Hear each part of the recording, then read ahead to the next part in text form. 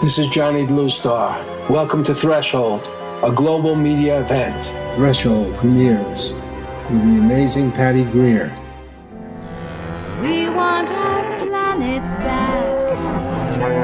It's been going on too long. Everyone is waking up, and the animals are strong. Nature needs rebounding, so we're wishing on the stars. I'm just a kid at heart, and that is where we start.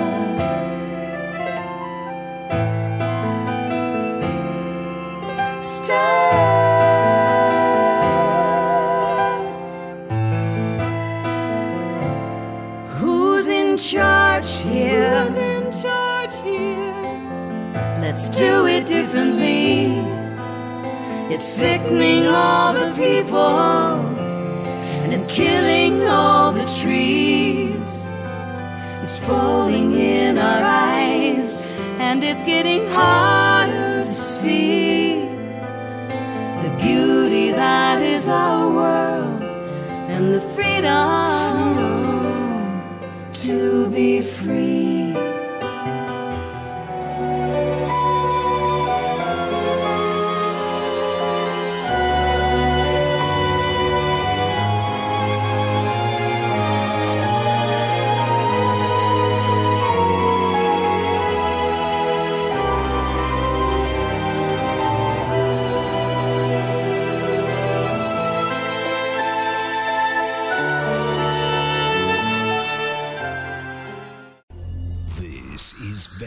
All-Net Radio, the final frontier of free speech.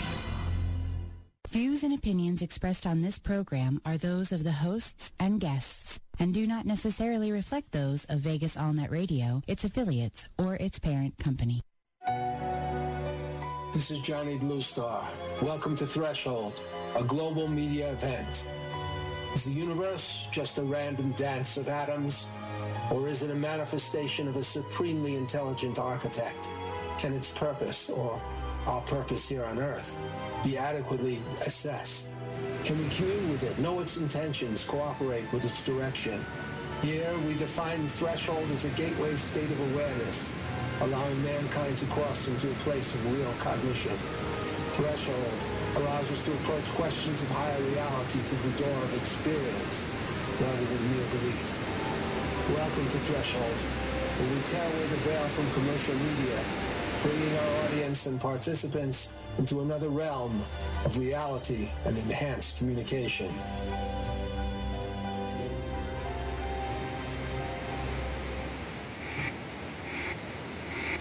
Hi, my name is Johnny Bluestar, and I'm your host on what I hope will be for you a remarkable experience in developing your awareness of yourself and the world around you.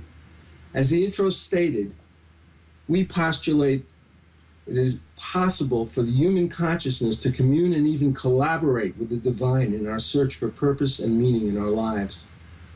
We call the gateway experience to this wondrous component of human consciousness the threshold. But we ask you not to be too rigid about higher consciousness labels and definitions, because it comes in many colors and flavors. As has been stated most articulately, there are many rooms in my Father's mansion. Still, despite the limitations of language, labels are sometimes useful, even nurturing, if you don't take them too seriously. The experience of the divine often leads to a sense of purpose, a feeling that one has been put here for a mission, a specific goal or set of goals defining their own human experience. This sense of mission is one important component of transformation. Our goal is to convey this possibility for transformation. Often people who approach the threshold to pass through it to much higher awareness have indications of their journey long before they experience higher consciousness.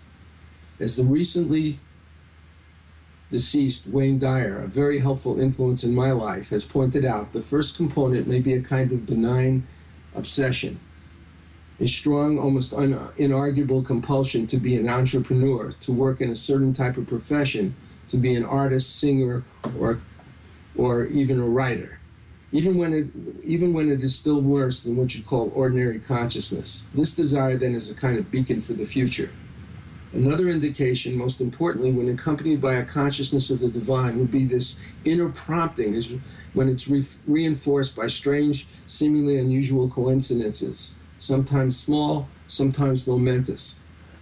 Joining me on this program will be my wife, Debbie Bluestar, who has co-hosted with me before on a holistic healing show called Nature's Workshop. This time she's helping out as someone with a unique fascination with the topic of today's show. Also, thank you, Mike Fox, for piloting the board while we do the show. Today's guest, Patty Greer, is a person with a mission, someone whose life has been touched by the scent of the divine, but also by an awareness of unusual phenomena and communications that transcend ordinary human experience. Patty is a filmmaker, adventurer, and explorer of the wondrous phenomena of crop circles, strange geometric shapes, often of considerable size, carved out in farmers' fields, often documented to have occurred in a remarkably short time. So with great pleasure, I introduce you to Patty Greer. Good morning, Patty. Good morning, Johnny, and welcome to the world of your new show. Well, really, thank you. I appreciate that. It's kind of a big leap forward, you might say. Well, I think that there's never been a more important time for truly conscious shows to be streaming across the world, because I gave away my TV 2 years ago. We have to see the difference between fourth density consciousness and the old paradigm. And your radio show is a sample of one of the new ways where we're stepping into the new world. So thank you. Well, thank you for saying that. I really appreciate it. You know, a lot of the people who are going to be listening today, they're not going to necessarily know too much about crop circles. So if you could just briefly tell us something about the history of the crop circle phenomena prior to your own direct experience, which of course will be the subject of the show. It's good you asked me after I just did this for a project that I signed on to. For me, it's never been about the history or other people's research. For me, I was desperate to heal from one of the crimes against humanity, especially in my country, America, where they're putting mercury in people's teeth.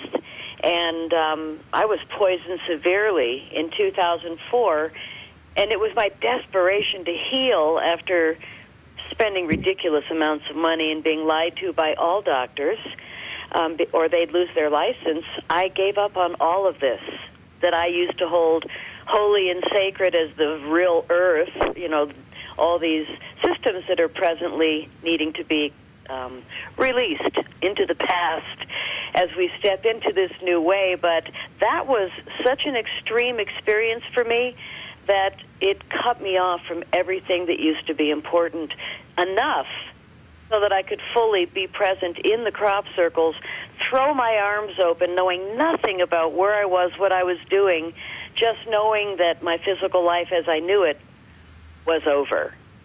So for me, it was a complete surrender to go lay in a crop circle, let alone more than 100 of them now, and let everything else go. And it's been a real surrender of all that I ever knew. Do you mind if we probe just a little bit into your background before this happened to you? Because I think it's important to see how people are changed and the world that they come from, even as a child. Well, thank you for that. Yes, and I did not answer your question about the history, so don't let me forget to do that. Yes, I just wanted to have a brief little description of crop circles and something about when they first appeared. Well, yeah, what you just asked was, you know, my past, what brought me to be so passionate about healing that I would leave everything else behind. I was a musician since I was 6 years old. My dad was a musician, so it is through my core. And I think my entire life, whenever I had an emotion, I would disappear. And they'd find me at the piano. And I'd sing even as a child and write songs to express my feelings. So I've been a musician forever. And I played professionally for 30 years, 33, until I went and got poisoned by this dentist. And the interesting thing was I was a harpist, pianist. So what's the most important aspect of my body is my fingertips. Right. And the mercury from this dentist in my teeth poisoned me so badly, but it only manifested on my fingertips. So I had, my skin was basically like ground beef. And unfortunately, 12 years later, and tens of thousands of dollars spent detoxing, the stuff is out of my teeth, but I'm still dealing with mercury poisoning, and my fingers are still in Band-Aids 12 years later. So this has been a huge, huge experience where it's undeniable. And I say this in the same passion as I say contact is just as extreme of an experience where, even though it's not socially acceptable, hi, I've seen a spaceship, hi, I've seen beings, or for me, I've laid in crop circles and been taken to places that are somewhere I had never seen before. So the reality of your own life, you're the only one that's going to know it. So all of these contactees across the world and many that you're going to be interviewing, we really, in the beginning I was like, no, you have to hear me. No, you have to believe this. And now I got my stop sign hand up right now. Just my reaction when people have a negative response like, oh, you're crazy, I say, well, there you go. When people say, there's not one real crop circle, it was those two old guys in England. And I was like, in the past, I would want to explain what I felt I knew. But again, today I just say, well, there you go. Because we can't force people to move into a new paradigm. We have to do this on our own. Until the day when, and we might be in it this month, who knows, when something so extreme happens to this planet and all beings, then all of us are going to have a choice in that moment. And I think that's what we are being prepared for, which we thought was 2012, and it wasn't. But it was in 2012 the beginning of a huge subliminal shift, and we're all still in it now. So my passion with crop circles wasn't about the history, which began, that we know of, in 1776, I believe is the date. And, of course, it was some paranoid religious person, so they called it the Devil's Ring. But they did put it down in a history book. So at least there is physical mention.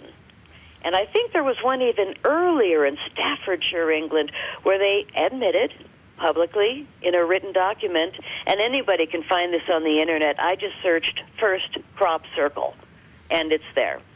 But again, what we have today is a bought and paid for media and government and military complex that are not working for the people.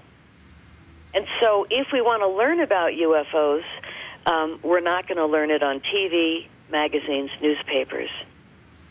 We have to go to radio shows like yours, Internet real researchers like me. But again, what I'm learning, Johnny, is that here I am, I'm a speaker at most of the big events for the last 2-3 years, and I'm seeing that there's this thing called the A-listers. And they have to pay the A-listers a very high fee so the rest of us get to be paid something different. And now I'm finding that the people at the top of my field were all funded by Rockefeller. And I think that this A-list speaker thing at UFO conferences today is still reflecting this old agreement that perhaps, I don't know because I didn't sign it, but some people that received delicious amounts of money agreed to say what they're supposed to say. Well, I think our whole political and commercial culture, but particularly focusing now on our political culture, is bought and sold. So we don't really have anymore a representative democracy because it's not representing us. On the other hand, you have this other problem, which is that I think most people, a majority of people in this country, are asleep. They're not experiencing some of the oppression that's all around them in their lives, but also, in terms of their basic liberties. So this is a real problem, and I think it's validated by not only news media, but also by entertainment media, by the movies and the TV series that we see.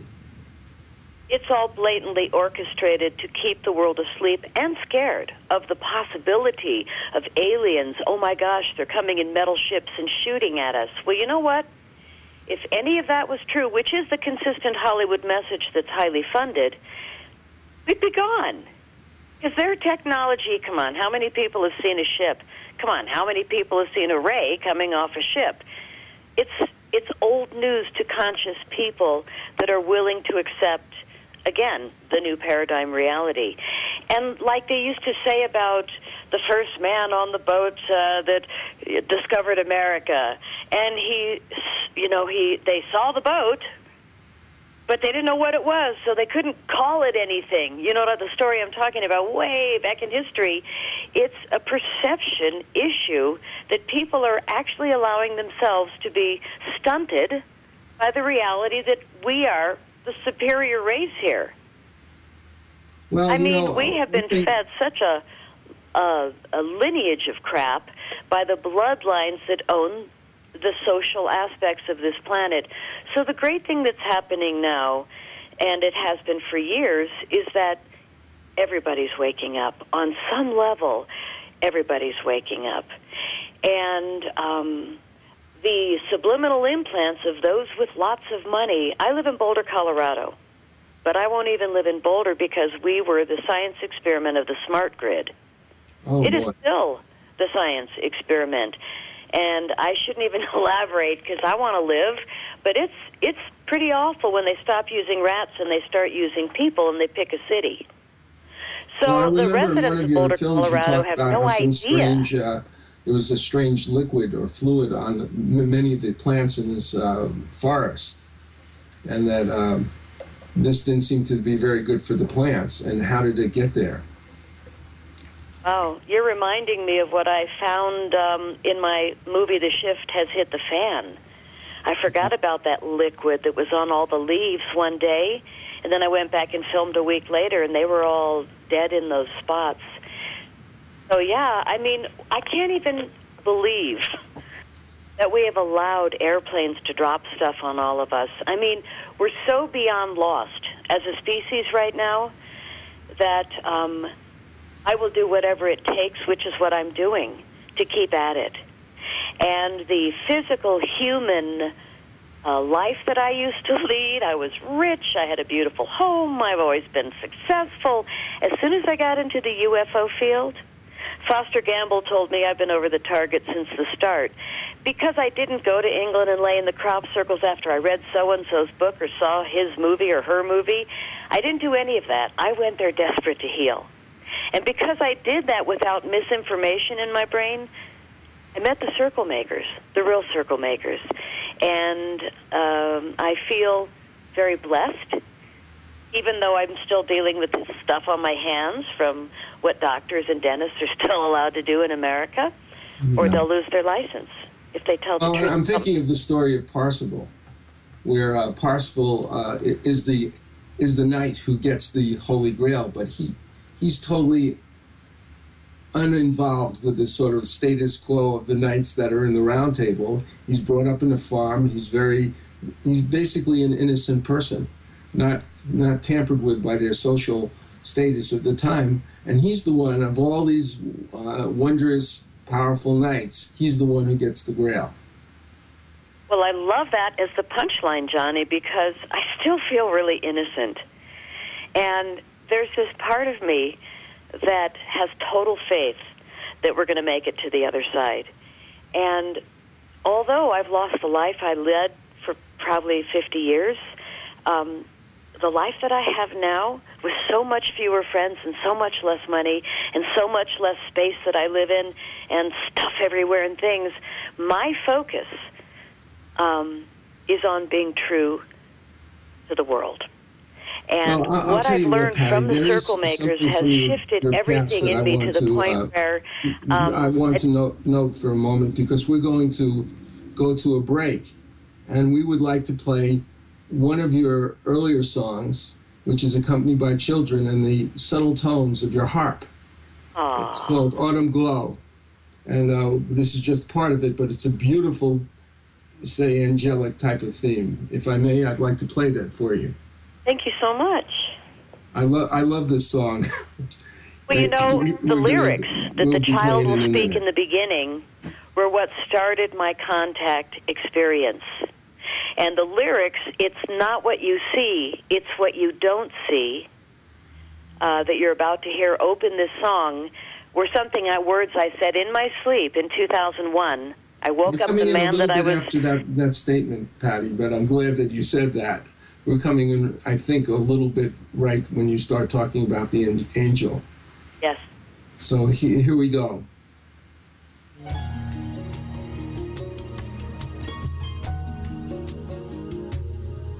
She's an angel with a bended wing. You know that she is grounded so that she will sing, not fly away. She's an angel with a golden heart. You know that she can make the wind do tricks all around you. On a wind, and all the angels flying low. On love, you can feel it when you just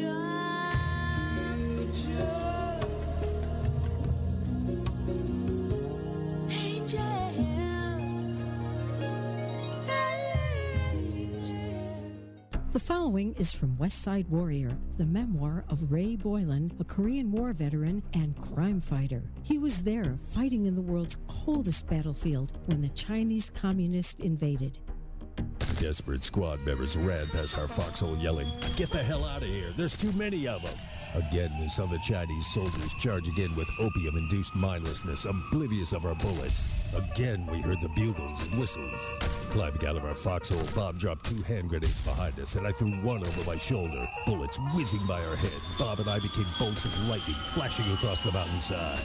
Like a hideous film, desperate scenes like this played out on the Tokong Pass for 3 days. Sometimes I played in the scene. Sometimes I could only watch and wonder if it were real, or if I'd be suddenly jolted out of my trance by an RKO usher saying, "Hey, did you kids sneak in here?" To acquire this book, Google westsidewarrior.boylan.kindle. Boylan is spelled Boylan. That's Westside Warrior, Boylan, Kindle. Nowadays, if you are a serious business person, just getting assistance from someone with a license and a bit of experience may not be sufficient. In fact, your realtor actually needs to be knowledgeable enough to be one of your top advisors. Whether you are facilitating a giant merger or selling your company, there's a lot at stake besides your finances. There is the future value of your current investment, financial freedom, integrity, and overall reputation. If you need this kind of assistance, Sandra LaFlamme is a real estate expert with the experience, reputation, and knowledge qualified to assist you in all your key transactions. Sandra LaFlamme, real estate services with integrity and conscience. Contact her today at 888-366-8070. That's Sandra LaFlamme at 888-366-8070. Patty, I wonder if you could describe in more detail the first time you entered into a crop circle and what you expected and what you actually found. I'd love to. Thank you. And yes, let's focus on the circles because this is why we're here. I went to Glastonbury with my daughter, and I kind of made a deal with her. I said, I have to go to the crop circles. I don't know if I can help my hands in the crop circles, but just come with me. So we go to Glastonbury, and I had printed up, I had done a little research, all the crop circles that had happened, and they were all in this one area called Wiltshire, England, southern England, between Stonehenge and Glastonbury. And in the center is the Avebury Stone Circle, which people don't hear about, but it's the oldest stone circle in Europe. It's bigger than Stonehenge in girth, in diameter, but people don't hear about it. And it is the epicenter of crop circle deliveries for many reasons. So I knew that I was headed to Wiltshire because all these crop circles were in this one area, and I had them printed in my little backpack. So my daughter and I wake up the first day. We go in the store that everybody had said that's where you go to ask crop circle questions. And I asked the gentleman, are there any crop circles? Because we just got here from America. Ooh, don't say that in Europe. And, you know, so he just looked at us, and he said, no, we haven't had any yet this year. And I said, excuse me? I thought you were the store that knew about crop circles. And he was kind of arrogant.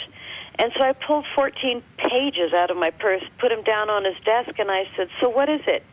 Is it we're American? Is it that we're women? Why would you, if you're the store that knows, not tell us? Because here's 14 that have already happened in the last month. And so I took my daughter, and I said, thanks anyway. And we left. I said, do you need these copied so that you can tell people? I mean, there's this part of me like, ooh, welcome to England. I didn't care for that. But then the next store was great. We looked around Glastonbury, which is this marvelous town of Druid folk. And I said, oh, let's go in that store. And my daughter said, Mom, it's called witchcraft. And I said, don't worry, sweetie, we'll walk counterclockwise. So we go in this store, and the lady at the front desk is gabbing with two friends, and they're just all excited about something. And my daughter and I walk counterclockwise around the store, and finally the lady's friends leave, and she comes to the back, and she says, hi, can I help you? Oh, wait, I don't help anyone. Literally turned around and walked away. And my daughter and I are like, what planet are we on? I mean, this is weird. So we went to the front desk, and I said, I don't know if you were kidding or not, but we're actually here looking for crop circles. Can you tell us, do you have any idea where to go? Where's Wiltshire? So she said, oh, interesting you'd ask. Hold on. She goes out the door and screams up the block, Vicki, Victoria, come here. So they had just told her, and all the excitement when we walked in was, they said, there's a new crop circle in Wiltshire. We're going tomorrow morning. So she introduces us, and I was really excited. 10 in the morning, we had our little rental car between these ladies' store and our B&B, and so that's where we met. And we followed these two women to an hour and a half away to Wiltshire and drove right to this farm field. And as we're following them in their little, they had like a really small rental, they had their own car with two Great Danes, and stuffed in the back window was a harp, like a little Celtic harp. And for me, you know, an hour and a half driving behind a harp, you know, I'm trying to heal my fingers, I really felt like, whoa, okay, I hear you. I'm in the right place, right time. You know what I'm saying? Yeah. Yeah, it just really felt like, this makes sense. So we get to the farm field, and the woman says, you know, this is where they told us. And we look over, and you can't really see anything because all the wheat or the barley, or they call all the grain the corn over there, it's all the same height, so you can't really tell where it falls in unless somebody's already found the crop circle and you can see their head bobbing up and down. It's really hard to find them. But the women had been clearly told, you go to this farm, you park on the right, you'll see a broken tree, and you climb over the fence, and you go 5 tram lines to the left, and a tram line is where the tractors drive into the field to water or fertilize, whatever. There's these little, like, road marks where the tires go. So crop circle etiquette, we're told, you walk in the tram lines. And then we had to go 5 tram lines to the left, and sure enough, we get there. And so I'm walking with one Victoria, who turned out to be the archdruidess of Stonehenge. Not just any Vicky or Victoria, but she was somebody very sacred and important. And when we got into the formation, as we're walking in, all of a sudden, the hair stood up on my arms. I had goosebumps head to toe. I was like, my heart was pumping. I was just like, oh, my God, what's going on? I don't see anything. And I looked at my daughter, and she goes, yes, Mom, I feel it, too. And I look at the woman behind, Victoria, and she's just nodding. And I'm still not getting who she is. So I knew we were close to something because the electrostatic energy, the electromagnetic field was really enhanced, and my body was just bounding with this frequency that was different than 10 feet ago. So I stepped backward, and it went away. I stepped forward, and it was like, holy moly, something's going on here. And about 10, 20 feet further, whew, the wheat was laid in a perfect circle. And it was a little centerpiece, sprigs of the wheat, standing up in the middle, and it looked like one motion where it was just swirled down. And the feeling was breathtaking. And I looked at my kid, and I looked at the woman. We're all big eyes, like, we just saw something for the first time, and we stepped into it. And it really was like entering a different paradigm reality, because everything is energetically so enhanced. And I knew in that moment this was not a fake deal. This was something different. And in that moment, I was really taken by the blessing of where we were standing. Even though it was raining, even though we were cold, the wheat had been wet for an hour or so. Now our hips, our jeans, our boots, everything is soaked from the waist down. And so we're in the formation. It's still drizzling rain, and we're walking very quietly. I mean, we couldn't speak. It was breathtaking. And we walked around this circle, and it was absolutely perfect. And then there was this small trail to a second circle, but it wasn't a circle. It was a very weird shape, and I was like, what is this shape? But the walls were meticulous. And the wheat, when I bent down to look at it, where it was bent and laid toward the ground were these bubbles. It wasn't like it was bent and broken by humans. It was this biophysical change in the grain itself, in hundreds of thousands of grains themselves, had this bubble and an elongated, stretched bubble of bend in the wheat, and it was absolutely stunning to see that something had hit this field and left this frequency that was still very palpable to all of us.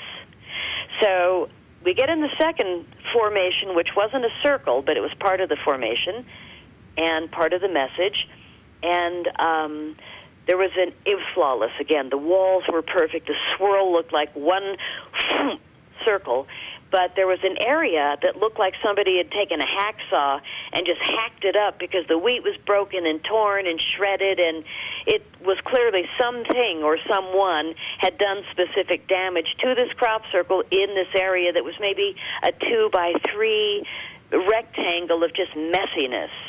And we were, staring at it in the rain, and I was, we weren't sure what it was, because it was all of us were in our first crop circle. So I stepped away, and I started to run my pendulum that was in my pocket, and I was asking, is this real? And my guide said yes. And I said, what is that torn area? Is that real? And they, after a few questions, the answer was that it was done by a human. And so here I am, like really, shaking my head, scratching my head, going, gosh, this is really interesting. And my daughter said, Mom, I'm cold. Can I go back to the car? And I looked across the wheat field. I could see the car over there, and she's, 18, so it's not like I have to be too worried about her finding her way. And I could see all across the wheat to the woman, Vicky, that didn't come with us to the crop circle. She stayed near the cars with the dogs and the harp, and up there, so I knew that my daughter would be fine going to hang with Vicky. So she goes across the wheat, and I look over, and Victoria is running her pendulum. So it's like, aha, we're doing the same in this way. So when we both finished, I said, what did you get? Because I ran mine too, and she said, I got that it's real, but that some human did this. And I said, bingo, I got the very same read. So we had this nice meeting, and I found out who she was. She found out who I was, which is just a musician from America that just got poisoned. And trying to heal myself, because I gave up on humans to heal me. And so we had this interesting meeting of the minds, and I hear all of a sudden this man yelling across the wheat with an English accent, and it just echoed in the rain, and he's yelling at my daughter. So I'm in a twit. All of a sudden I'm thinking, oh, God, I got to go protect her. And I barely remember running, but I ran really fast out of the crop circle to go protect my kid. Right. And luckily, when I got there, my daughter had already done the talking, because I wouldn't have been as intelligent. The man is yelling when I got closer, did you not see the keep out sign? Did you not see private property? You are standing on my land. I can shoot you. And my daughter said, lo siento, señor, no entiendo inglés, solamente español.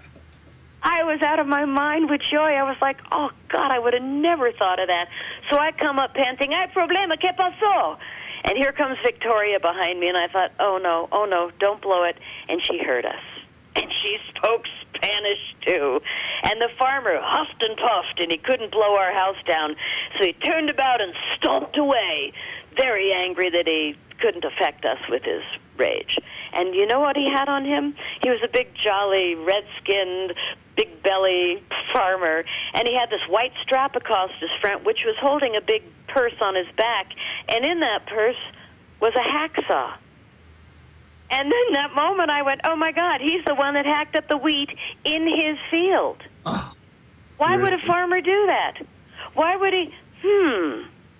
So I left my first crop circle with that many questions, and in all the years that have come, of course, the answers have been very clearly given to me, along with the information of why we are receiving messages in fields of wheat, corn, barley, oats, Brussels sprouts. We've seen crop circles in grass, short grass in parks, where all of a sudden there will be this raised, darker green circle, which I know most people have seen, because when I saw the photos of that, I went, oh, my God, I've seen that before.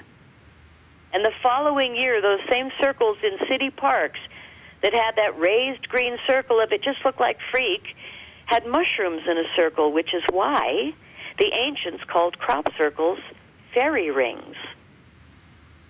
Wow. And the paranoid ones called them devil's circles. But, you know, I don't give that much credence. I'm really more about the reality of what is. And what is that crop circles have an enhanced electromagnetic field. Crop circles, until foolish adults come in or humans come in and have to destroy it for whoever paid them to do so, they're perfect. They're enhanced, they're perfect, they're immaculate, and they are giving us information. And when we look at decades, history of crop circle documentations, we see that they come in codes, binary, Morse code, even Braille. They come in mathematics, sacred geometry, Fibonacci sequence, the Mandelbrot. I mean, all of the Platonic solids are found in crop circle patterns. And when we look at all those patterns in one spell, and we sit and just focus on pictures of crop circles, all of a sudden, there's these places in our mind, these lost DNA strands are reawakened, and all those ancient symbols being put before our eyes, through the heart, through the mind, are like these compressed files that explode into tremendous amounts of data and wisdom within us that has just been subdued for years. These messages are here on purpose. And for 9 years, I pointed to the sky and said, thanks, ETs. The truth is, they're initiating from inner Earth. These crop circles are coming out of the Earth, initially, meeting up with our conscious mind, humanity, and extraterrestrial frequencies and technologies to pull it off, to bring these messages to all of us, from all of us. Well, in a minute or two, we're going to take another break. And when I'm thinking about this song that we're about to play from you, is called Are You the One? And I'm wondering if this isn't a little bit of this song that's being sung to you by the crop circles. Ah, new way to look at that song. Well, sometimes love songs have a measure of the divine hidden in them, I think. Absolutely. So let's listen to Patty and this next song called Are You the One?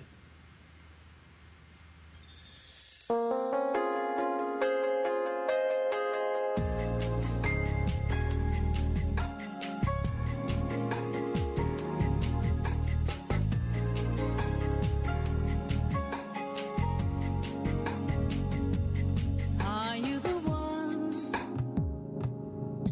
gonna set my heart free? Are you the one gonna take me? Baby, now I know my heart, and I feel these feelings. Do you really wanna know?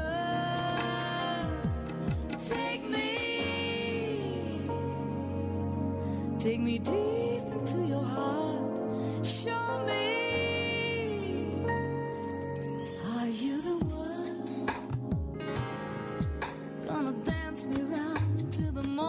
comes. Are you the one gonna let me be your only one? Show me tricks that I've never seen. Let me be the queen of your life. You the one right now. Take me. New Galaxy Enterprises is a media company specializing in wide-ranging content like novels, nonfiction books, screenplays, commercial advertising, web content, etc. One of our most esteemed providers is illustrator Robert W. Zalo. I work on all my most important projects like book covers, logos, web design elements with Robert. As an illustrator, he worked on the Ignatz-nominated comic book, The Expert's Guide to Killing Things That Go Bump in the Night. His skills encompass advertising, magazine illustrations, gaming, comic books, TV production, and scenic painting.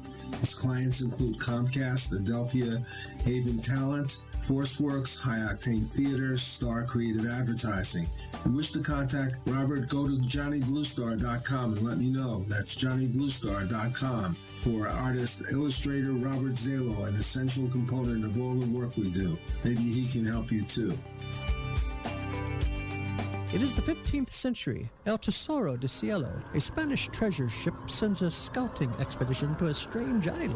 Golden statues surrounding them prove the enormity of their find. Suddenly, hordes of ghoulish creatures with scaly green flesh and skeletal wings descend upon them from the sky. What do you think of this, Rufio? These creatures are fragile, Captain. We can take them with our swords. They seem supernatural. Who knows what powers they possess? Fallen angels, weakened by their treason. My God, are you saying they're Nephilim, the devil's host? I'm saying, whatever they are, we can take them. Do any of you cowards dare join me? Up against sharp knife-like nails and hideous fangs, the men's swords rip into slimy green flesh. Though black blood pours copiously from their half-naked bodies, the creatures miraculously persist. Can the crew survive this bloody, cursed battle? Find out more by Googling The Thrice Born, a new sci-fi supernatural novel by Carlos Lopez Avery and Johnny Bluestar. Google with the words Carlos Johnny Kendall, The Thrice Born. That's Carlos Johnny Kendall, The Thrice Born.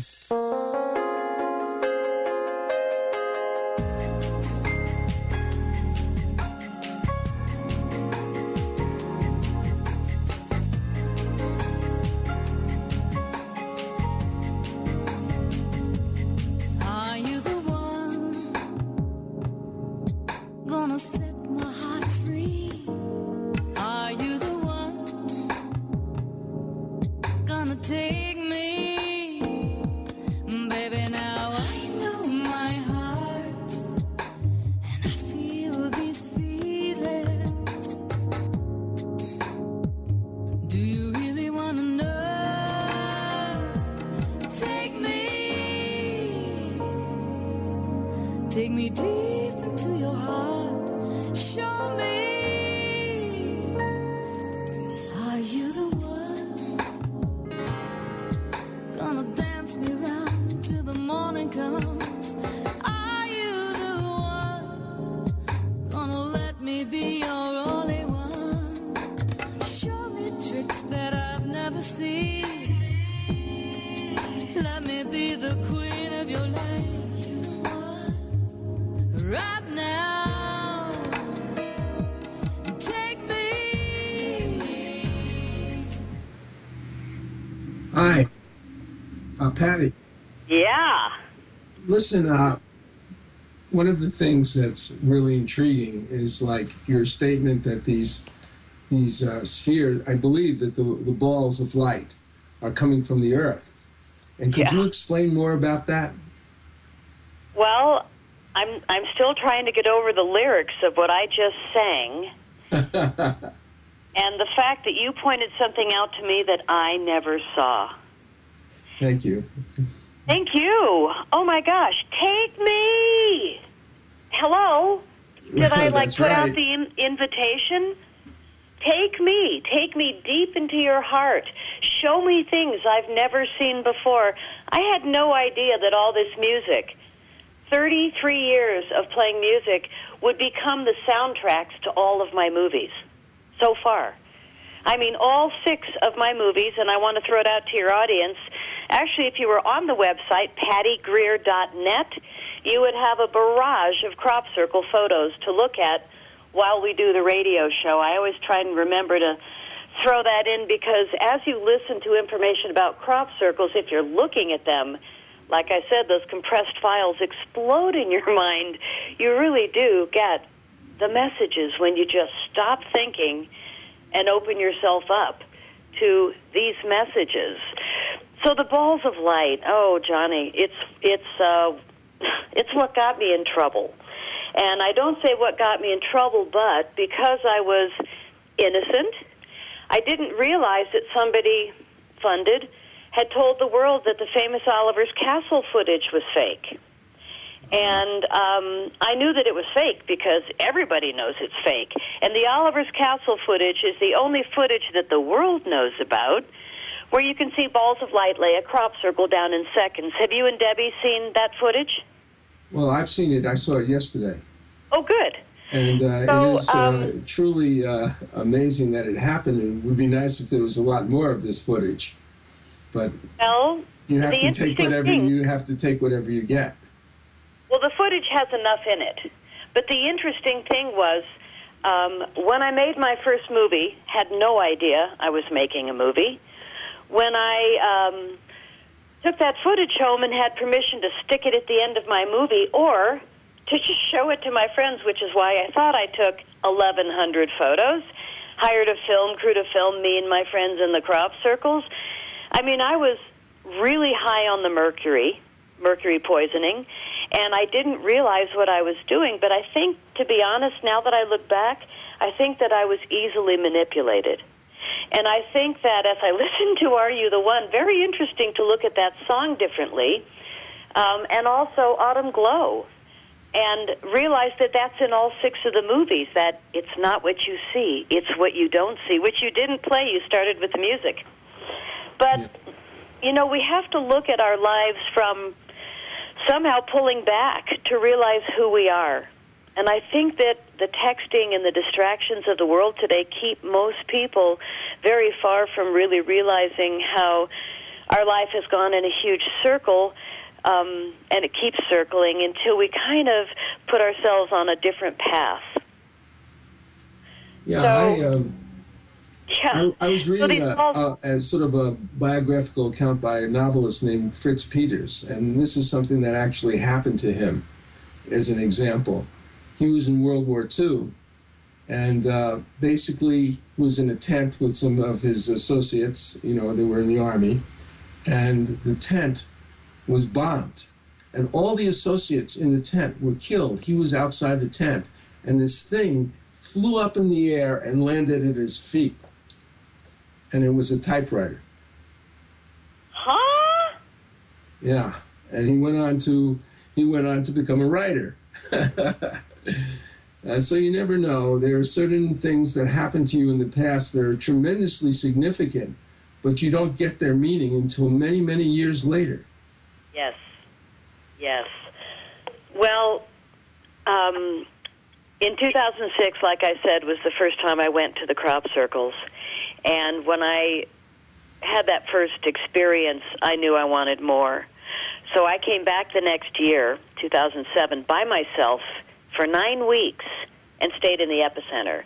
And I did it in 2008 also. Once I had that first experience where the hair stood up on my arms and I saw that the farmer had wrecked the crop circle because I learned later he didn't want people on the land, or perhaps the military instructed him to scratch it up so that they could point and say it's fake.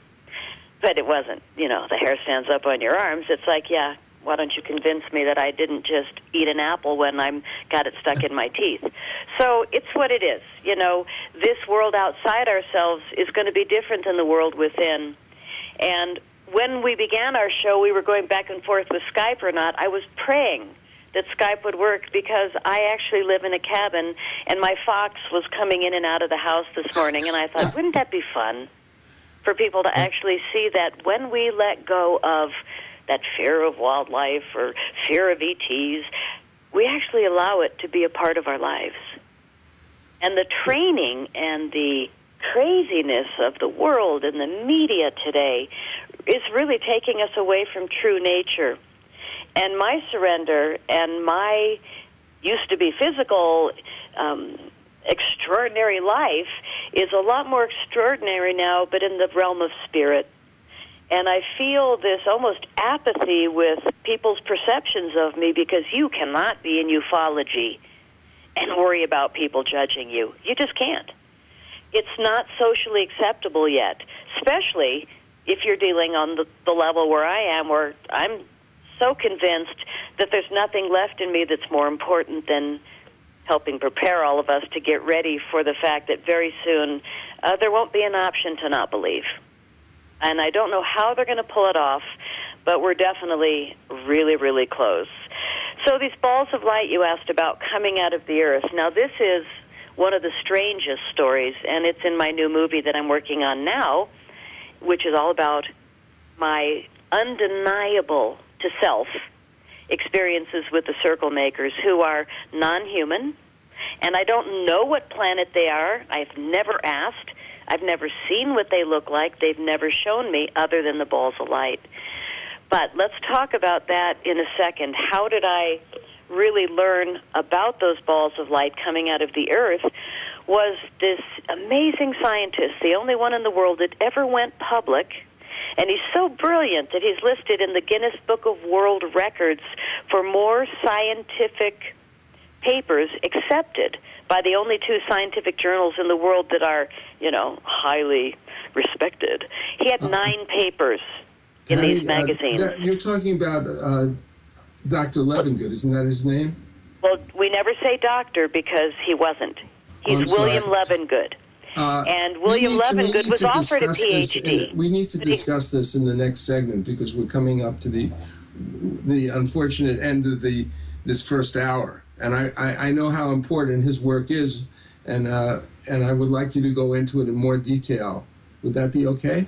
Absolutely, because he's a chapter on his own. Well, I think in the next hour we're going to discuss more detail, some of the great important discoveries that you've made, and have some of these conjoined with actual science that's being done right now. Absolutely. So, well, metaphysics and science met in my mind and my heart last year in the autumn. And it was actually William Levengood from the other side, he died 2 years ago, who brought me to the farm and showed up. I have to take a break now, Patty, and so we'll see you on the other side of the hour, okay? Wonderful. This is Johnny Bluestar. I've worked as a lyricist with Patricia Welch for over 5 years, along with Russian composer Edgar Ahrens, a friend and colleague. Her ability as a singer is simply amazing. She brings a unique and dramatic flair to every song she sings. Over the next few months, we shall be releasing a number of these songs, part of an album called Hadley's Castle. Meanwhile, Patricia has been busy creating a super enjoyable collection of classic standards in an exciting 46-song, 3-CD collection. Music for great entertaining introduces Cocktails, Dinner, and Dessert with Patricia Welch. 3 hours of continuous music. 46 of the all-time classic standards, spanning decades of hit songs.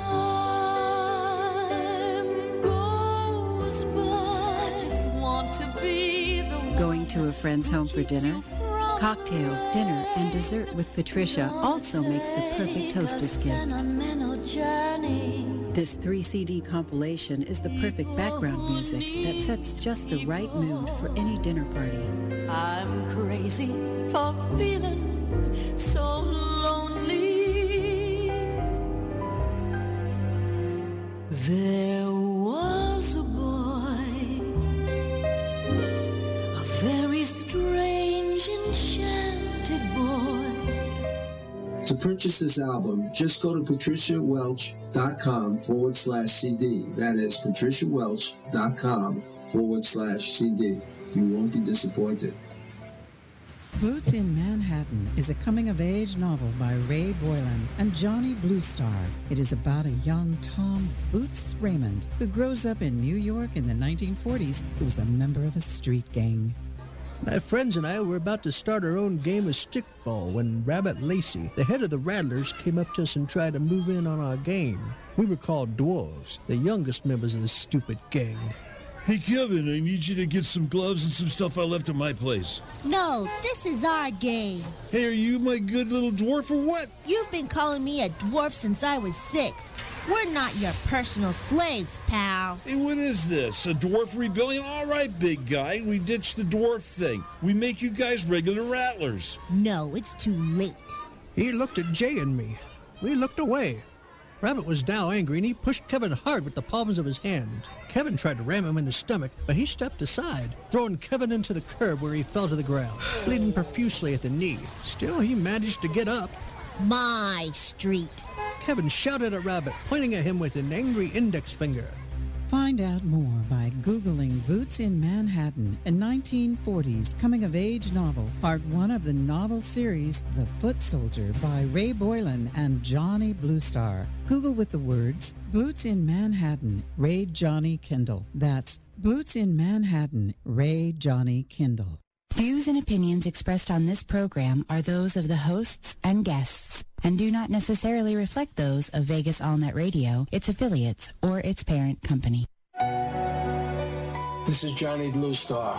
Welcome to Threshold, a global media event. Is the universe just a random dance of atoms, or is it a manifestation of a supremely intelligent architect? Can its purpose, or our purpose here on Earth, be adequately assessed? Can we commune with it, know its intentions, cooperate with its direction?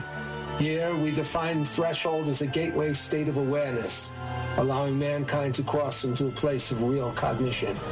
Threshold allows us to approach questions of higher reality through the door of experience, rather than mere belief. Welcome to Threshold, where we tear away the veil from commercial media, bringing our audience and participants into another realm of reality and enhanced communication.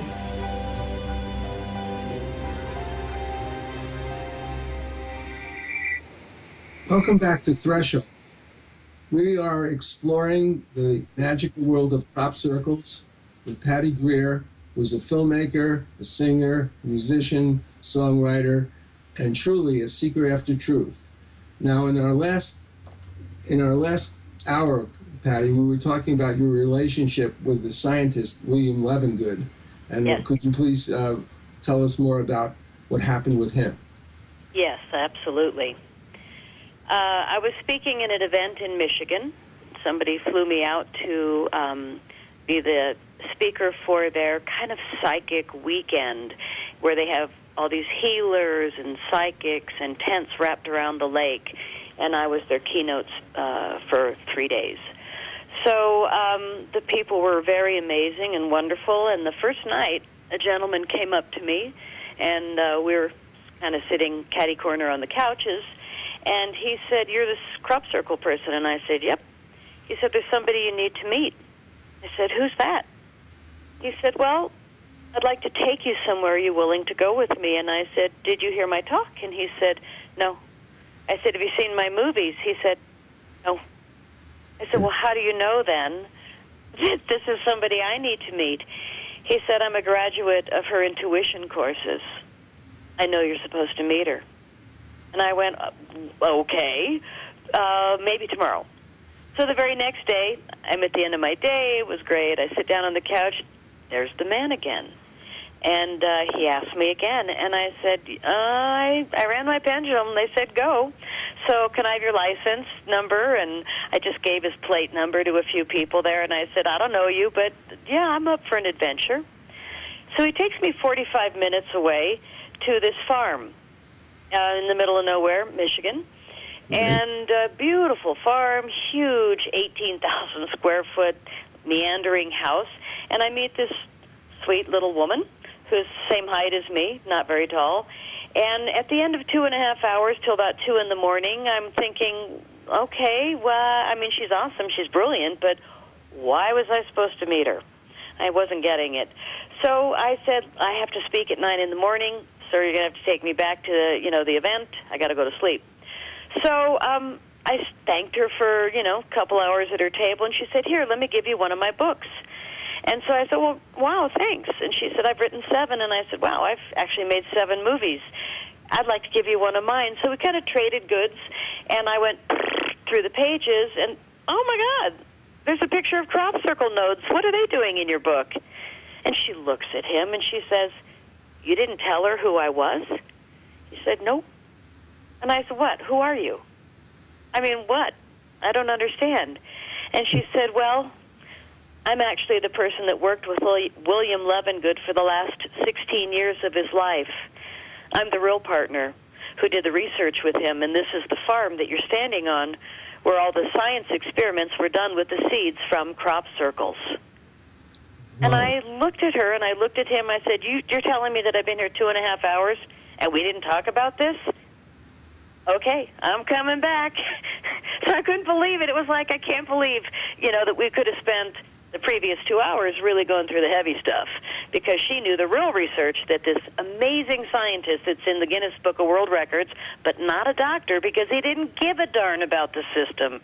He was like, I'm not doing that paperwork and paying that fee and doing the exam. He just wasn't into the system. He was into the science and the reality of the communications coming to us from other worlds.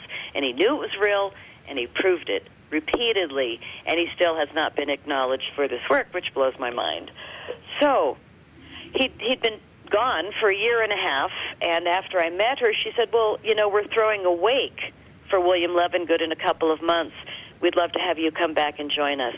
So I said, I will drive across the country. Thank you so much for the invitation. So the man takes me back to my hotel, and I'm sitting in the car for 45 minutes going, why didn't you tell me who she was? And he said, it will play out. So I'm like, God, I feel like I'm living the Celestine prophecy.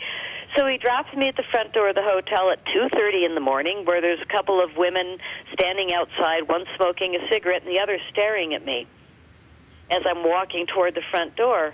And I said, good evening, ladies. And the gentleman is going around the parking lot who drove me, and he's doing the big loop. And the lady says, who's the tall, silver-haired gentleman next to you with a goatee? And I looked around me, and I said, I don't know. And she was one of the lead psychics at the event. And she said, he has a message. Can I give it to you? And I said, sure. She said, he's standing next to you. I watched you walk with him to the front door, and he just wants you to know that he orchestrated this, and he's really glad it worked. And I said, that's great. Hold on, I'll be right back. And I ran through the parking lot and jumped up and down to stop the man from leaving. And luckily, he looked in his rear view and backed up. And I'm panting, and I said, what did William Levengood look like? He said, tall gentleman, silver hair, silver goatee. And I said, oh, my, he's here. He's here right now. And see those two ladies over there at the front door? She just told me, and so I told him the story. And he just nodded and smiled and said, sweet dreams. So that's how I met William Levengood, was that he had actually chosen me to do this work to help him. And this woman whose name I still don't mention because of the level of hacking that I'm still tolerating today. All I can say, Patty, is that you are the one. I sang it. I guess it might be true, but at least in this aspect, that William did, for some reason, choose me. And then the Circle Makers did this very interesting dance with pulling me out of my music fully. I mean, this fingertip thing, come on. I'm out constantly pointing to the sky going, yo, and pointing down to the earth, yo, I'm here. I'm loyal. I'm yours. I love doing this work. Can you give me my fricking hands back? I mean, I'm always making deals with Spirit. And the funniest thing when you're working with them, really, they don't give you what you want. They give you what you need. And the last time I was out whining on my deck, oh, help me out down here, they gave me my first 4 physical, visible sightings of my life within 2 weeks. And so I realized after the 4th sighting where I just put my hand up and I went, okay, I'm good with this. I'm good living in the woods with the foxes, and I'm fine with this. This is cool. And as long as you keep giving me sightings and visitations and data, I am willing to do this work without ever living in a city again, without ever having a big house, fancy this or that. I love what I do. So now this Ball of Light story, I really kind of needed to set the palette, because you said a lot of your audience may not know about the advanced sciences. And this is kind of graduate course that we're going to go into if we're going to talk about the balls of light. And again, I want to repeat to your audience, my website has 6 movies where you can really see hundreds of crop circles. And you can really meet the people that I interview year after year over there, because they're the real crappies. They're the ones laying in the crop circles with me. And those of us that are the real crappies year after year after year after year, some of them have been going. Barbara Lamb, my darling friend, who's my closest crappie buddy, has been in more than 2,000 crop circles. That's impressive. So these are the people I interview, not the famous reporters or the people with the TV shows and, you know, all that nice funding. So they're doing the appropriate thing and telling the world what we're supposed to know rather than the complete story. So I'm totally out of the loop with all that, because my devotion is to being that one for William Levengood and for the circle makers. And I'm pretty much ineffectual anymore as far as anything about the ways of the corruption. I don't even want to go there. It's like so in the past. My focus, and all of us listening to this show, we really need to focus on this moment forward. How can we make a difference? So I didn't realize I was making a movie. I thought I was taking photos and footage to show my family and friends back in America, because I was so stunned by how real these crop circles are. So when I asked permission to use this famous footage of the balls of light, and this will relate to William Levengood in a minute, right.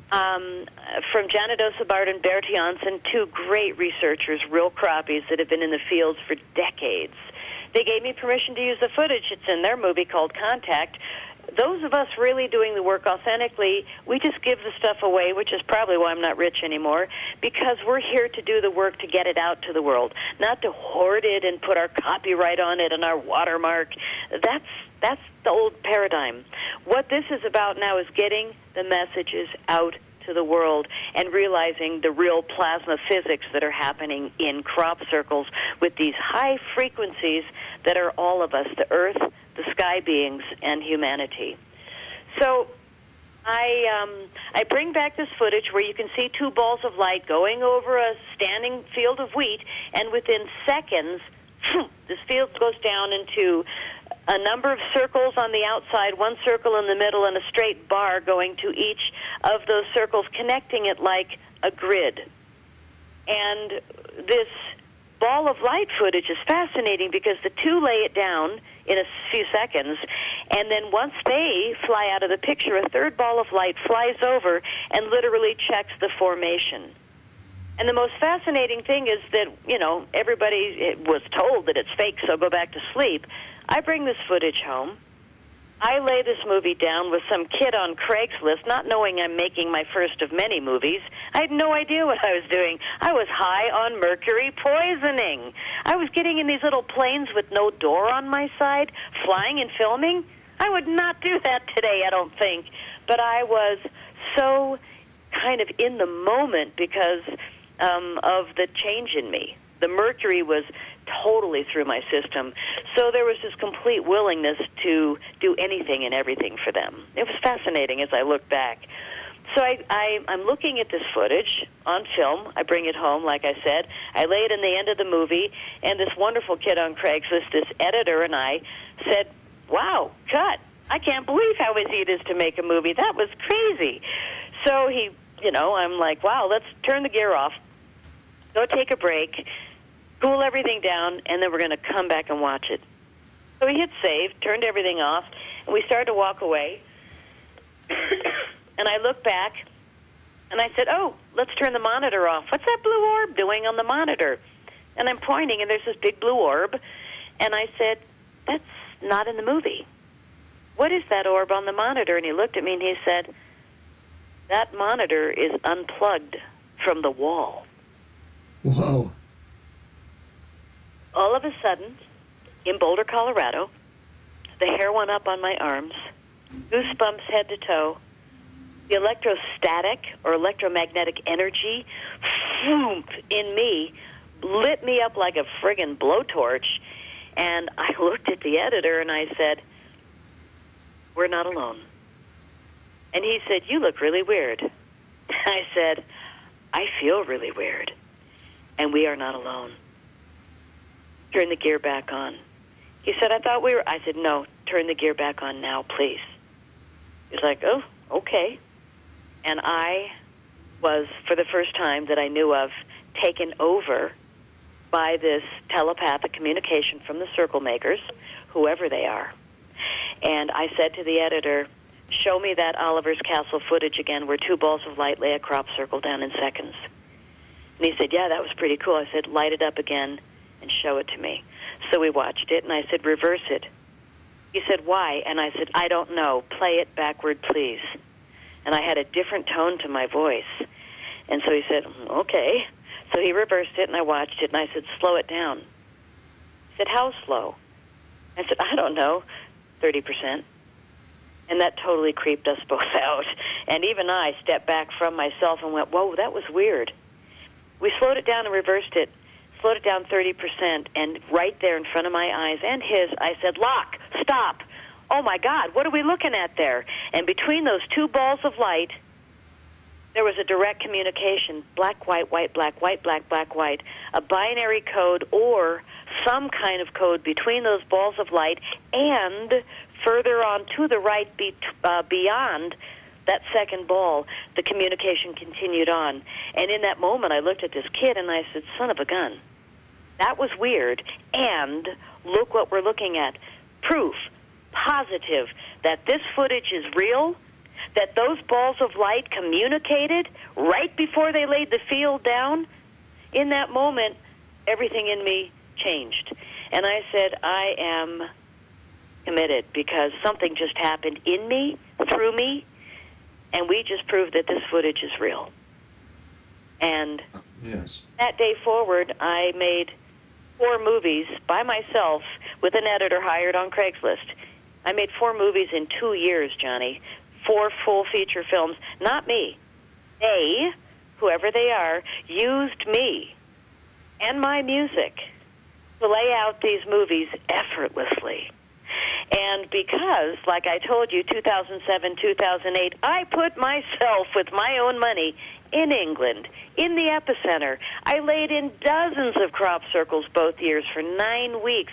I didn't leave the area except to go to the Glastonbury Symposium to see all these famous speakers come in from around the world and speak about crop circles in case there was something I wanted to learn. And I'm watching the show all day long. It's all the people I've been hanging out in crop circles with all summer long. And those are the people that are in my first movie called The Wake Up Call, anybody listening? ? Now here I am 10 years later going, oh my God, it's still the question. Anybody listening? That's the problem with crop circles. We've been so misinformed that they were all made by 2 old guys, Doug and Dave, so go back to sleep, or that the Oliver's Castle footage, the only proof positive that crop circles are real, and some famous guy said, no, it's fake, go back to sleep. And everyone believed it. It's very bizarre to me to know so clearly how real it is and watch all of us staring at the truck and then walking into it as if it's not there. You know, it's like it's so in your face. It's so in plain sight. It's been happening for so long.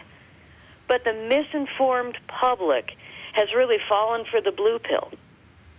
And they're still drinking the Jell-O juice and going, yeah, this is cool.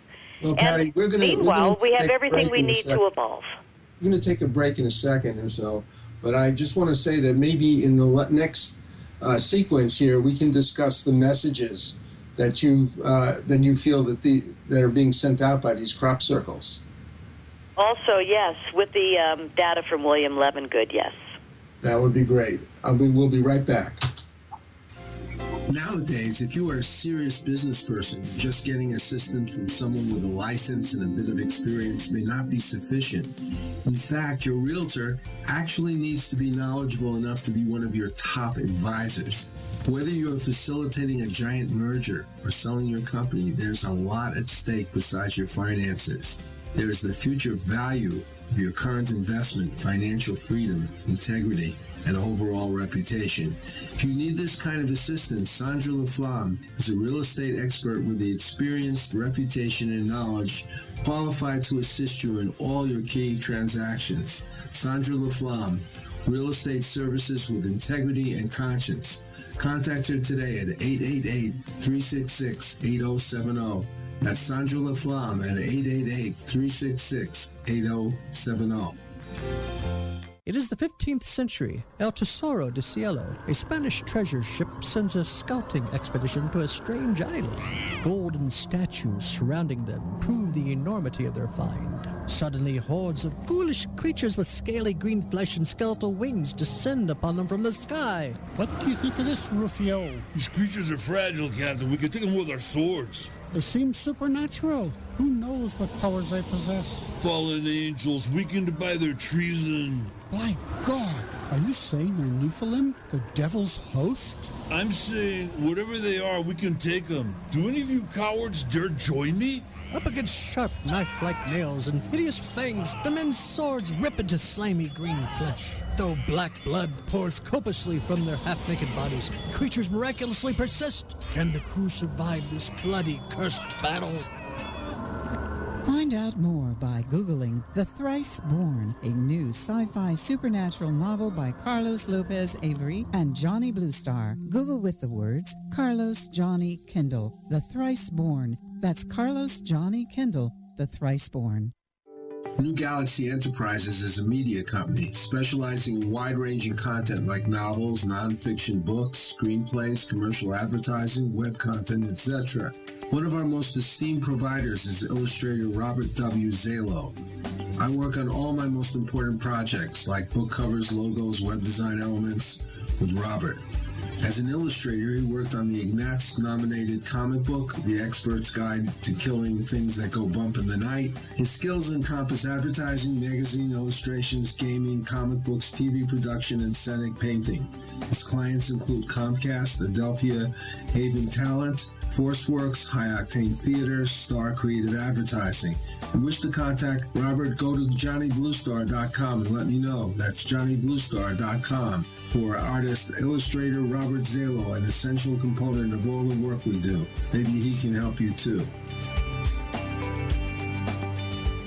Well, we're back with Patty Greer, who's giving us, I guess, a graduate program in the balls of light in the work of William Levengood and the messages of the crop circle builders.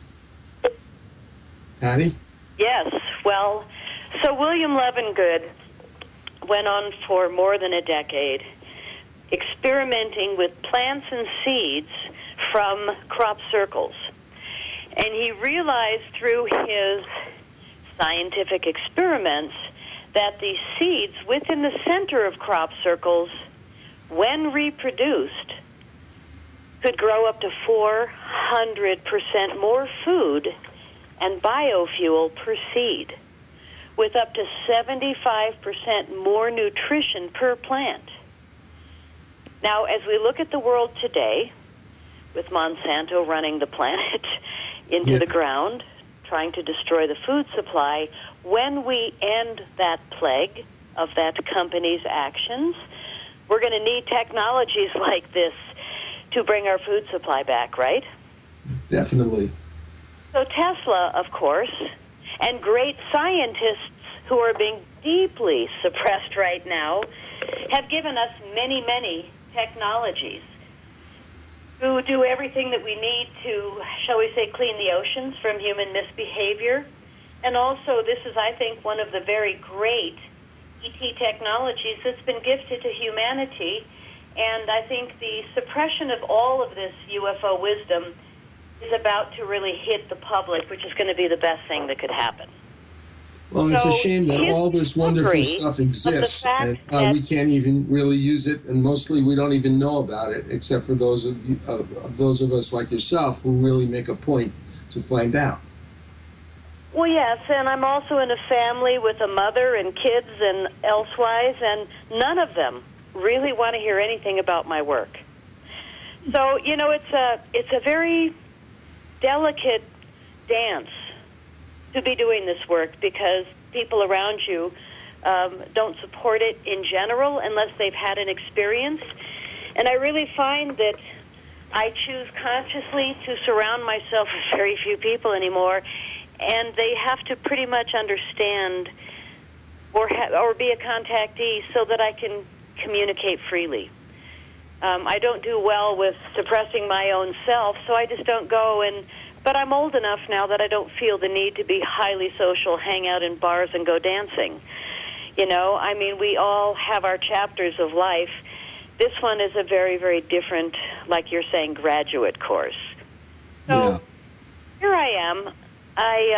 I'm go back to the farm a few months later for the wake of Levengood. The very first night I stay at the farm, I stayed there 3 weeks with this woman who was his real partner. And every morning I would wake up and I'd hold my head in my hands with coffee, and I'd say, okay, I'm ready. She'd go, why are you holding your head? And I said, because you freaking blow my mind. Tell me again. This is how I'd start every day for 3 weeks. And by the 10th day, she's saying, come on, Patty, you have this. And I said, you know, for 9 years I've been pointing to the sky, thinking the circle makers are E.T. alone.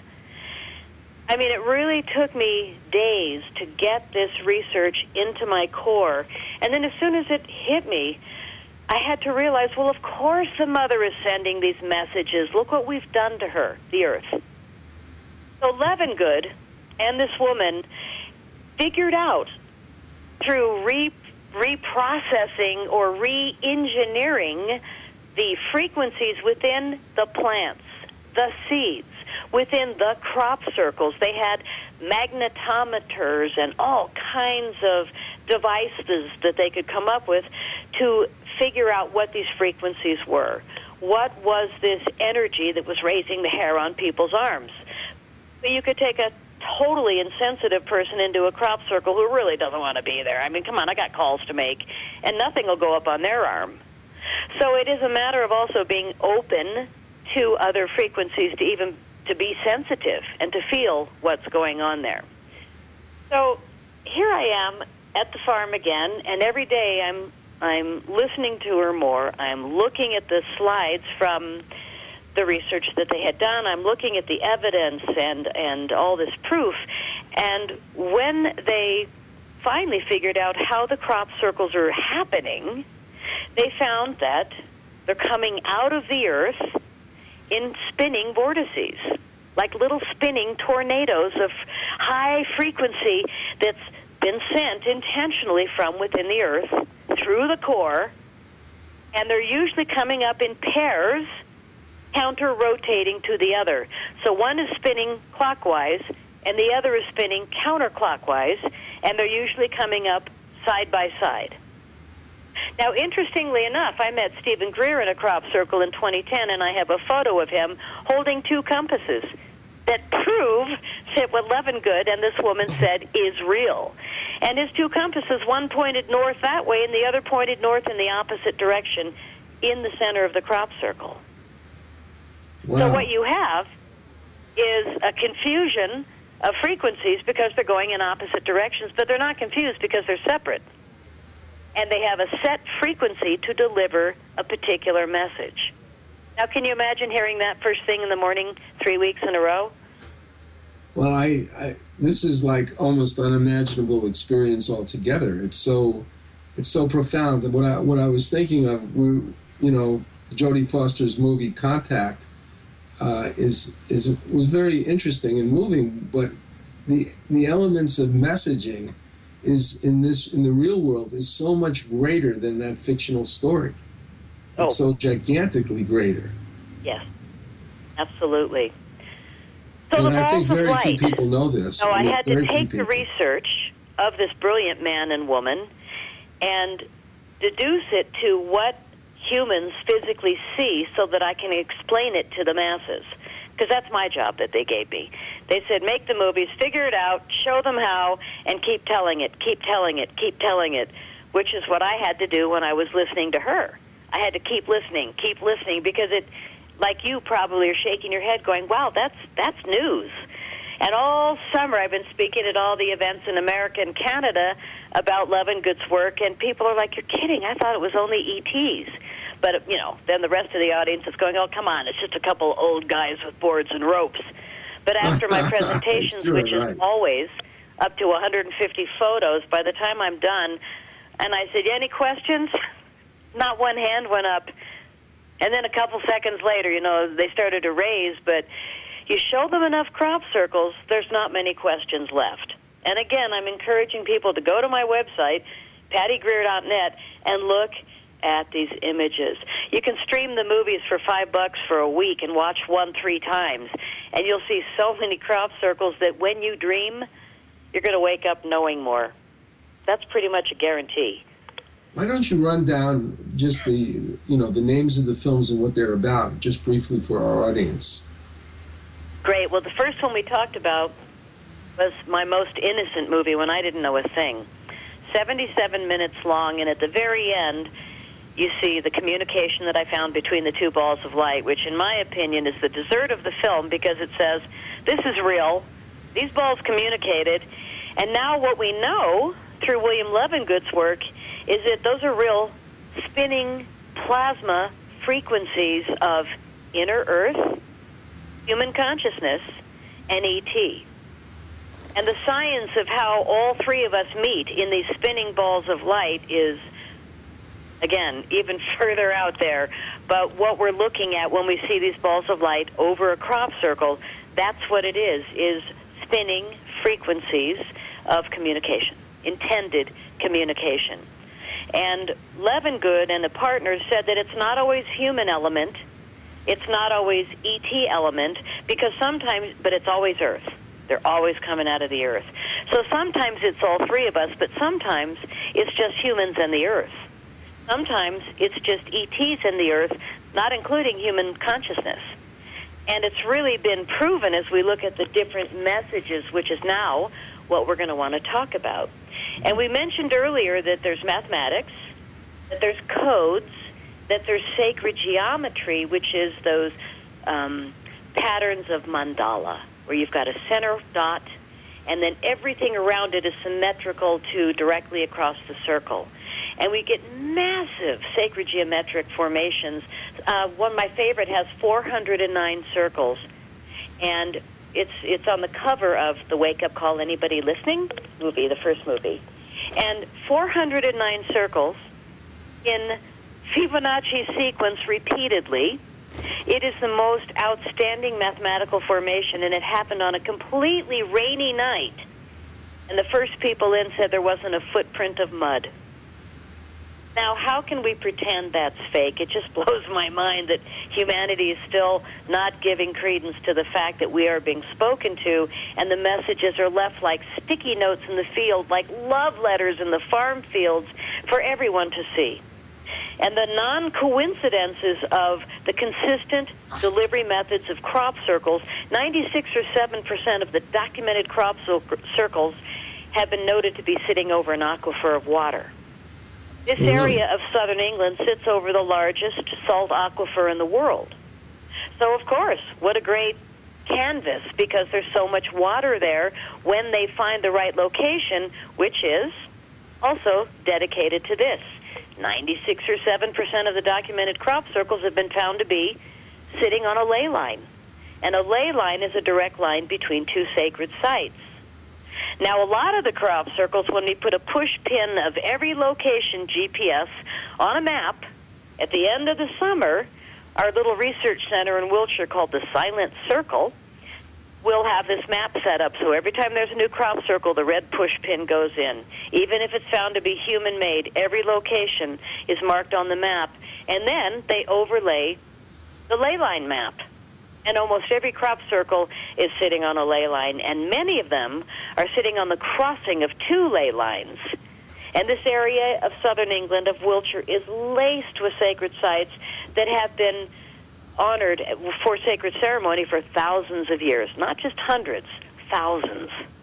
So this area is heavily laden with still very strong Druid blood, people that really honor the earth and work with the elementals. And when we, Americans from our cement city and clean cars that just went through the car wash and our freshly coiffed outfit that is recent this season, go over there to England, we kind of laugh and snuff and go, my God, their houses are so dirty. Don't they wash their cars? Oh, my gosh, look at that old-fashioned clothing. I mean, we're just such different thinkers. So my first few years over there, it took me a little while to realize how much more important it is to honor the land than honor the cleanliness of your car. So, my whole brain has just been shifto-changeo on every level of my human existence. And that's what's opened me up to be this available to just do nothing more than read the messages day after day after day after day. So here's the ones that I think people will be able to relate to. As far as we talked about codes, mathematics, sacred geometry. The other one is pictograms, which are pictures, like a sketch in the field of a hummingbird. Can't miss it. It's a hummingbird. The phoenix rising, the swallows, the thunderbird. I mean, in 2009, we had no math, no codes, no geometry. It was all pictograms. It was the most unusual summer. Birds, fish, insects. Do you remember that unbelievable crop circle of the dragonfly? Yeah.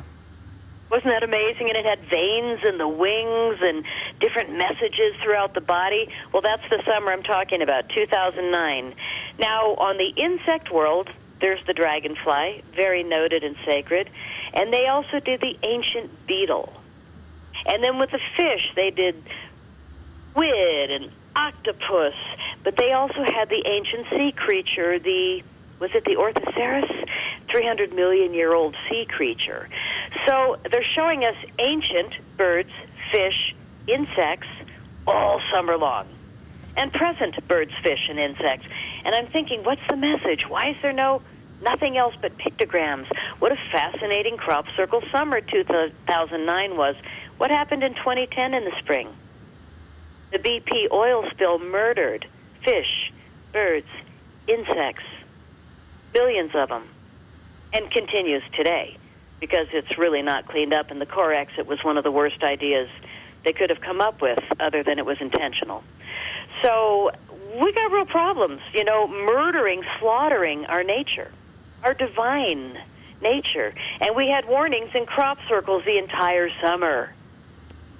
Now, I don't know if people are going to think I'm imagining all this, so it's true. It's only my perception. That's all I have to go with. But let's talk about another one that I don't think was a coincidence, such as the turn of this century. We had 2 binary code crop circles that were very famous, and let's talk about what they might have been referring to. In 2001, we were amazed by the response of the Arecibo message, which was almost a direct mirror image of a message that we, the Americans, had sent out from our telescope in Puerto Rico, the Arecibo telescope, out into space to the star cluster 300,000 light years away, I believe it was, to a star cluster called M13. And we very specifically sent it there because we felt that maybe there would be conscious life. And so we told them what our body shape was, the elements on the Earth, the layout of our planets, our DNA structure, what our telescope looked like, and 2001, turn of the century, they sent us back a response. Now, those who knew the message we sent out were probably gobsmacked that it was so similar. It was clearly a response to that message sent out in 1974 by Carl Sagan and Frank Drake, and it was different response. They had larger heads, smaller bodies. They had a different star layout. They had a different DNA structure. Every answer had different elements of information which responded to them, different than us. So the most interesting one in 2001 was that they added silicon, which is their base, and which is probably where we are headed now as we move into the 4th density frequency. How is the idea of silicon? Do you know how it was encoded in the crop circle? You can Google, or you can watch my first movie, The Wake Up Call, anybody listening. It's when you look at it, you can see the 9 different changes visibly.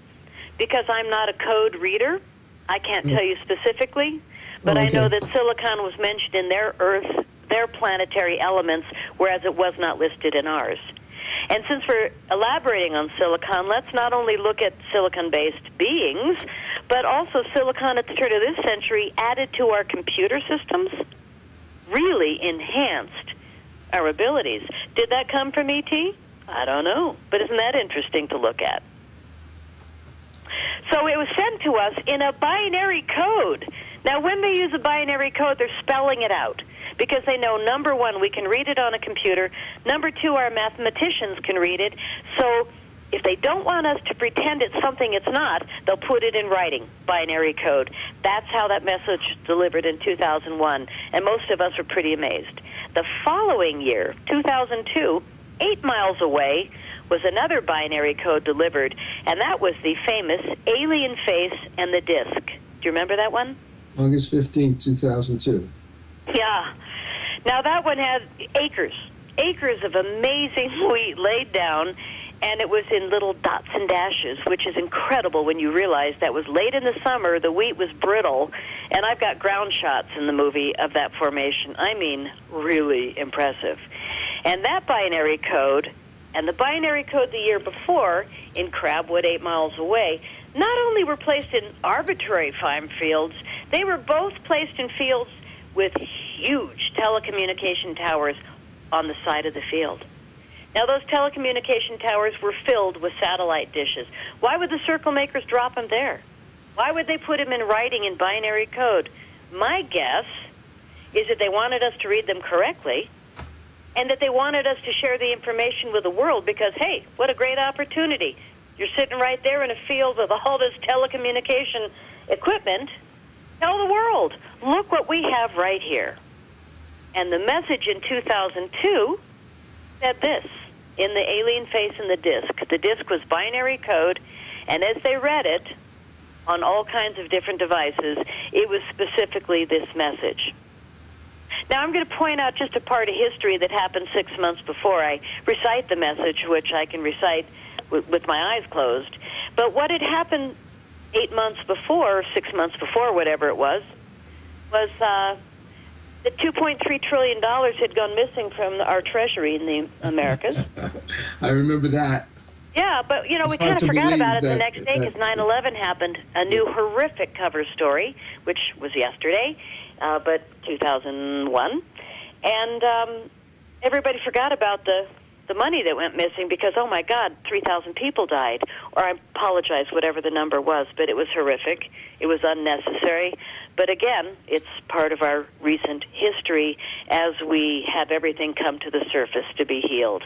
All the satanic, all the dark occult, it's all really exposing itself in plain light now because we're at the end of it. So here we get this message after 9/11, and the money went missing. And the message from the circle makers is this: beware the bearers of false gifts and their broken promises. Much pain, but still time. Believe there is good out there. We oppose deception. Conduit closing.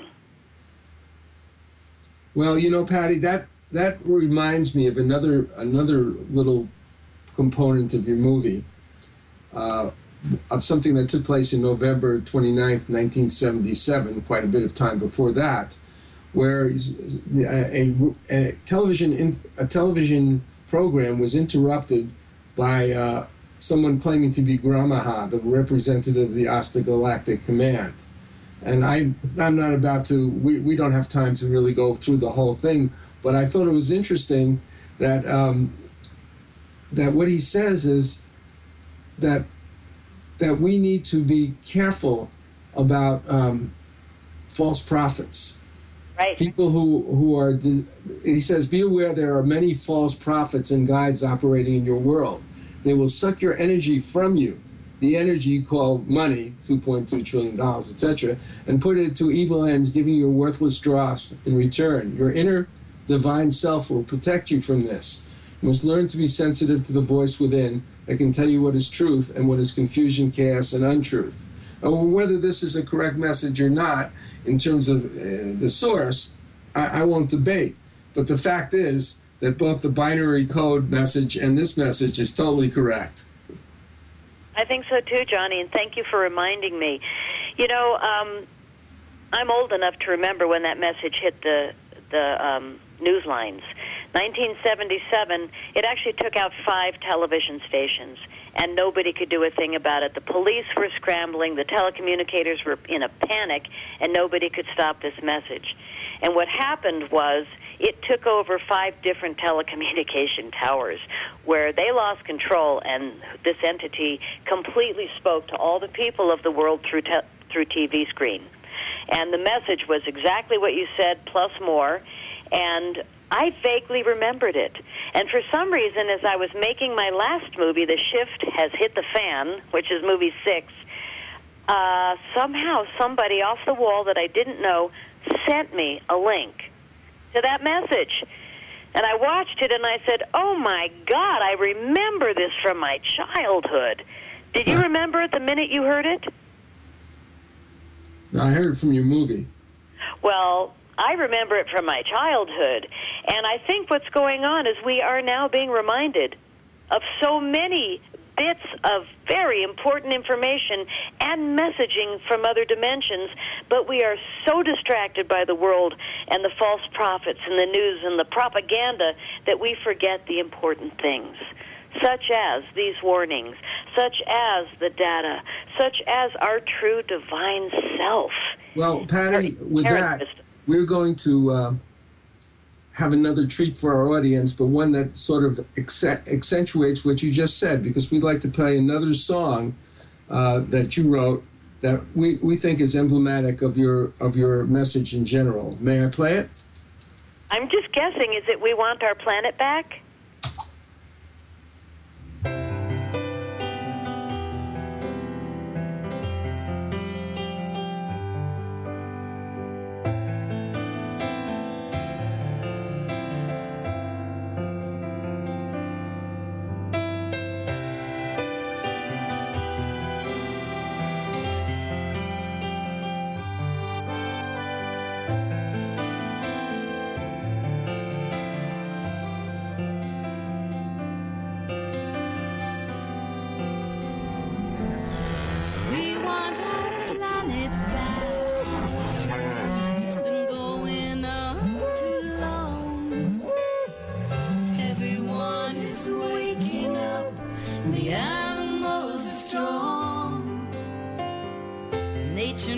Rebounding, so we're wishing on the stars. I'm just a kid at heart, and that is where we start.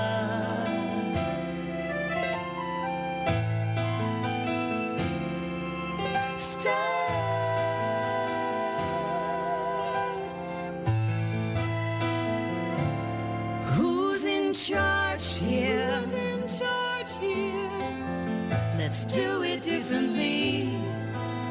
It's sickening all the people, and it's killing all the trees.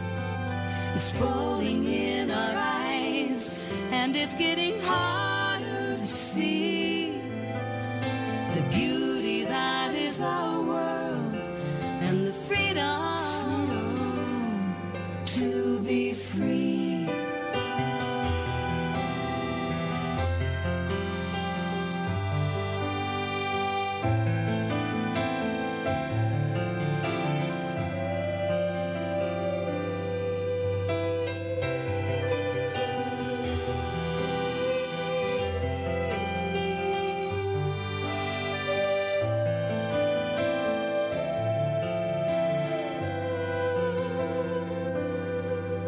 It's landing in the water. We know it's in the air.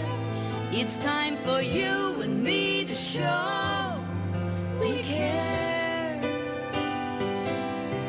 Say no to GMOs hiding in our food, and no to fluoride in our water too.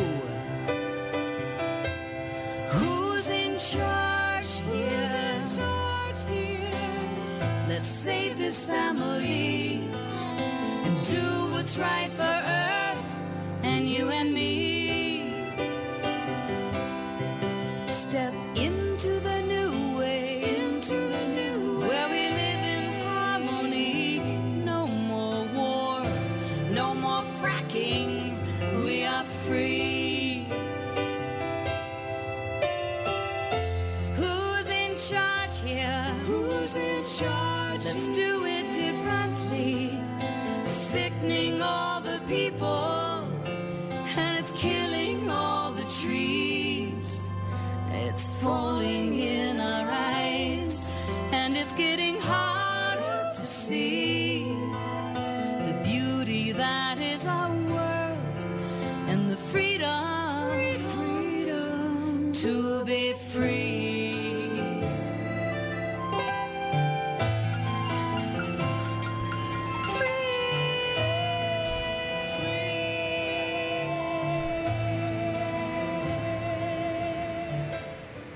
Patty, I want to thank you for being with us today. Well, thank you for playing that song. It really does sum it up, doesn't it? It sure does. I want to ask everyone in the audience. Well, my music is all available on YouTube and on my website. Of course, you can get CDs, but Patty Greer Music on YouTube, and it's kind of one of my great secrets. People have no idea that I was a musician because people just know me as a filmmaker. So thank you for bringing that to the public, and I do want to quickly go down the names of my movies you had asked. The first one is The Wake Up Call, Anybody Listening? The second one is called UFOs, ETs, Abductees, and Brilliant Minds. I filmed that with 29 speakers at the International UFO Congress Convention. Then in 2008, I filmed 2012, We're Already in It, and pretty much everything came true, and I think that's one of my most beautiful movies. Because I was starting to get it, oh gosh, I'm a filmmaker with intention now rather than the accidental filmmaker. My fourth movie, I realized nobody saw the communication between the two balls of light. So I did Crop Circle Update, The Wake Up Call, and I stuck the proof that Oliver's Castle is real in the first 5 minutes. And I showed it 3 times, and still nobody's really getting it, which just blows my mind. The fifth movie is called Orbs and Light Beings, which is probably another graduate course scary movie for many people because it really focuses on the plasma lights, the balls of light. And in that movie, I interviewed a man and his friend that had not only seen the balls of light over East Field Crop Circle, but they saw the ball turn a doorway open and illumined light beings came out of the ball of light. These guys were absolutely sure what they saw. They were not on drugs. They were really incredibly bright people, and then everywhere I went for 24 hours, everybody I met was in that field and spoke about the orange balls of light. Then my sixth movie is called The Shift Has Hit the Fan, and that's the one that you just heard the song from, that I played the entire message from 1977, features Foster Gamble from Thrive, Sasha Stone from New Earth Nation, absolutely brilliant inventors with the free energy technology, Cyril Aerospace, and 3D printing. Basically, it's a fearless move into the new paradigm, showing us what's possible and pretty much leaving behind everything that's holding us back now. Amen. Well, thank you, Patty. I just want to remind our audience that when you go to pattygreer.net, you're going to get, you can actually hear one of these terrific movies streamed for only $5, and you're going to get a lot more out of this than you'll get by buying a ticket at a normal theater. I will assure you that these films are transformatory. Our next show is going to focus on the work of Dr. Hugo Rodier, who early in his career took on the very controversial idea that nutrition should be a governing factor in the examination and treatment of most medical conditions. Now, as Dr. Rodier points out, much of what has already been in medical journals for years is now being applied to medical practice. This is particularly especially important because of something called the leaky gut syndrome. And we're going to discuss this next week in depth, and thank you so much for coming. We really appreciate it. I want to thank everybody who's been involved in this project. I want to thank our Mike Fox, our board operator, Irma, Ryan, and also particularly John Stiles, who has helped me so much. Take care and have a great week. We'll see you next week.